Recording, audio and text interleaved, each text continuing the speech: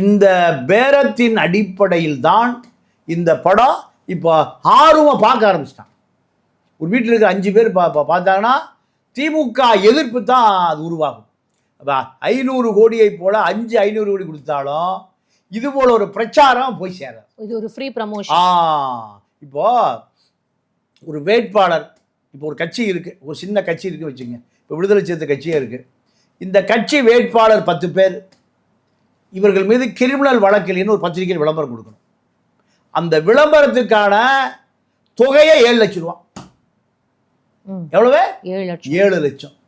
பெரிய கட்சிகள் ஒரு பத்திரிகையில் விளம்பரம் கொடுப்பதற்கு 70 லட்சம் ரூபா கொடுக்கணும், சாதாரண ஒரு விளம்பர விஷயத்தில். அப்போ விஜய்யுடைய இந்த ஜனநாயகன் ஏதோ ஒரு வகையில் ஒவ்வொரு வீடுகளுக்கும் போகிற பொழுது திமுக எதிர்ப்பு மனநிலை தான் உருவாகும்.